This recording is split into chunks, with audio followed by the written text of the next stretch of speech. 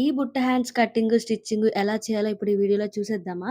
దానికోసం ఫస్ట్ నేను లైనింగ్ అయితే ఈ విధంగా అయితే ప్లేస్ చేసేసాననమాట. ఇలా ప్లేస్ చేసి ఇక్కడి నుంచి 4 ఇంచెస్‌కి మనం ఒక మార్క్ అయితే చేసేసుకోవాలి. ఇలా 4 ఇంచెస్‌కి మార్క్ చేశాను కదా! ఇలా మార్క్ చేసుకున్న తరువాత ఇప్పుడేంటంటే ఈ 4 ఇంచెస్‌కి స్ట్రెయిట్‌గా ఒక లైన్ అయితే ఈ విధంగా డ్రా చేసేసుకోవాలనమాట ఇలా. ఇలా స్ట్రెయిట్‌గా ఒక లైన్ అయితే డ్రా చేసేసుకుంటున్నా. ఇదేంటంటే బుట్ట కోసం అనమాట. ఇలా 4 ఇంచెస్‌కి మార్క్ చేసిన తర్వాత నేను ఆల్రెడీ షార్ట్ హ్యాండ్స్ ఎలా కట్ చేసుకొని పెట్టేసుకున్నాననమాట. ఈ విధంగా మనం షార్ట్ హ్యాండ్స్ కట్ చేసుకున్న తరువాత బుట్ట హ్యాండ్స్ అనేది పెట్టుకోవాలి. అంటే నార్మల్ హ్యాండ్స్ ఈ విధంగా కట్ చేసుకోవాలి. నేను కట్ చేసుకున్నాక ఈ విధంగా పెడుతున్నాను. ఇప్పుడేంటంటే ఈ నార్మల్ హ్యాండ్ లెంత్ ఎంతైతే ఉందో అంత ఈ విధంగా స్ట్రెయిట్‌గా ఒక లైన్ అయితే గీసేసుకోవాలి. ఓకేనా? ఈ విధంగా.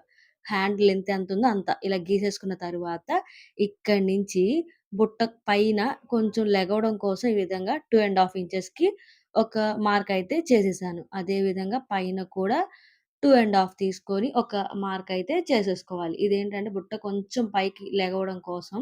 మీరు కావాలనుకుంటే 2 కూడా పెట్టుకోవచ్చు. ఇలా మార్క్ అయితే స్ట్రెయిట్‌గా గీసేసాను. ఓకేనా? 4 ఇంచెస్ ఇది 2 ½. ఇక్కడి నుంచి మళ్ళీ 1 ½ ఇంచ్ తీసుకోవాలి. ఈ విధంగా 1 ½ ఒక మార్క్ అయితే చేసేసాను. మనం హ్యాండ్ ఏ విధంగా అయితే పెట్టుకుంటామో సేమ్ అంతే. కాకపోతే ఏంటంటే బుట్టొస్తుంది. ఇక్కడ 1 ½ మార్క్ చేసాం గదా! ఇప్పుడు నేను దీన్నయితే ఇటు సైడ్ తిప్పేస్తున్నాను. తిప్పేసి ఈ పేపర్ దగ్గర కూడా ఇక్కడ 1 ½ ఒక మార్క్ చేస్తున్నాననమాట. ఆల్రెడీ నేను మార్క్ చేసుకొనే కట్ చేసుకున్నా గదా! సో, నేను ఈ విధంగా అయితే మార్క్ చేసేసాను. ఇప్పుడేంటంటే ఈ పేపర్ ఎలా అయితే ఉందో అలాగే సేమ్ అనమాట మొత్తం మార్కింగ్ చేసేసుకోవాలి. ఇదే విధంగా అక్కడి నుంచి ఈ చివరి దాకా ఈ పేపర్ వైపు ఈ చివర మొత్తం ఈ షేప్ ఎలా అయితే ఉందో ఆ షేప్‌ని ఈ విధంగా అయితే నేనైతే మార్క్ చేసేస్తున్నాననమాట. ఓకేనా? ఈ విధంగా అయితే మొత్తం మార్కింగ్ అనేది చేసేసుకోవాలి. ఇప్పుడు మార్క్ చేసిన తరువాత నేనైతే పక్కనున్న ఎక్స్ట్రాని కట్ చేసేస్తున్నాను. కట్ చేసిన తరువాత ఇప్పుడు మనం 4 ఇంచెస్ దగ్గర మార్క్ చేసాం గదా! ఇక్కడ ఒక చిన్న టక్ పెట్టుకోవాలి. ఓకేనా? అదే విధంగా సైడ్స్ కూడా ఒక చిన్న టక్ ఇక్కడ గూడా పెట్టుకోవాలి. ఇప్పుడు నేను టక్ పెట్టా చూసారా? ఆ టక్ అటు ఇటు 2 వైపులా వస్తుందిగా. అంటే 4 ఇంచెస్ అటు 4 ఇటు 4 మొత్తం 8 ఇంచెస్ దగ్గర మనమైతే ఒక కుచ్చు పెట్టుకోవాలనమాట. దానికోసం నేను టక్స్ అయితే పెట్టా. ఇప్పుడేంటంటే మెయిన్ ఫ్యాబ్రిక్ అయితే తీసేసుకోవాలి. ఇలా మెయిన్ ఫ్యాబ్రిక్ తీసుకొని దీని మీద నేనైతే లైనింగ్‌నయితే ఈ విధంగా అయితే ప్లేస్ చేసేసాను. పెట్టి ఇప్పుడేంటంటే మెయిన్ ఫ్యాబ్రిక్‌ని ఒక హాఫ్ ఇంచ్ ఎక్స్‌ట్రా పెట్టుకొని, ఈ విధంగా అయితే మనం కట్ చేసేసుకోవాలనమాట. ఇలా నేను మొత్తం కట్ చేసేస్తున్నాను లైనింగ్ చుట్టూ. కొంచెం ఎక్స్‌ట్రా అనమాట. ఈ విధంగా అయితే కటింగ్ చేసేసుకోవాలి. ఓకేనా?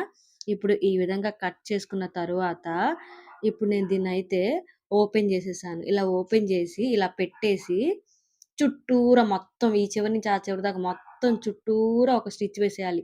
ఈ షేప్ మొత్తానికి. ఈ విధంగా మొత్తం చుట్టూరా నేను స్టిచ్ వేసేసాననమాట.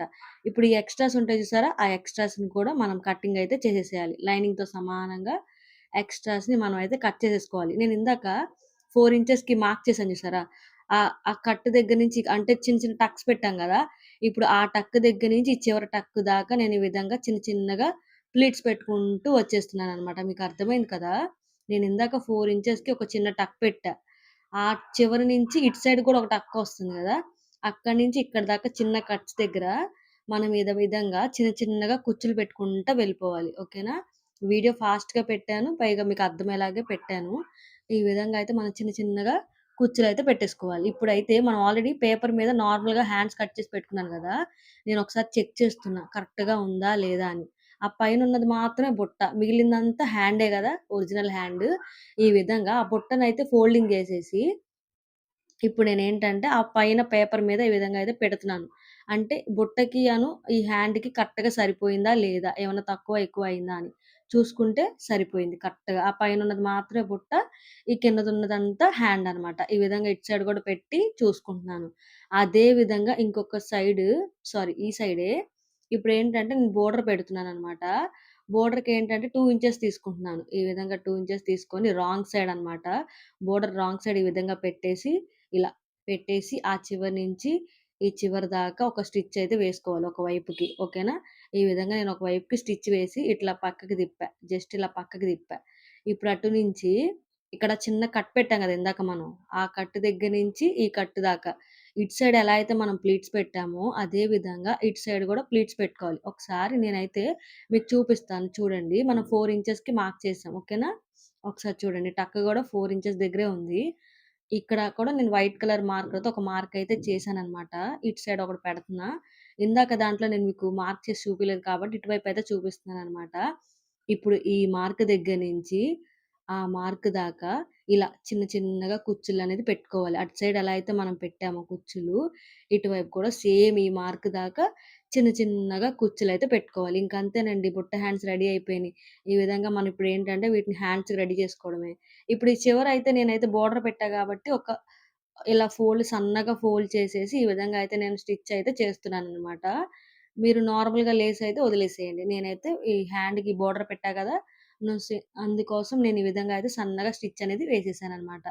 ఈ విధంగా అయితే హ్యాండ్స్ అయితే రెడీ అయిపోయినియి. ఇప్పుడు దీన్నయితే మీకిష్టమైన డ్రెస్‌కయితే మీరు రెడీ చేసుకోవచ్చు. నేనైతే ఫ్రాక్‌కయితే ఈ విధంగా అయితే యాక్ట్ చేశాననమాట. ఫ్రాక్ కటింగ్, స్టిచ్చింగ్ అయితే నేను ఆల్రెడీ షేర్ చేసేసాను. మీకు ఈ వీడియో అర్థమైందని అనుకుంటున్నాను. బాయ్.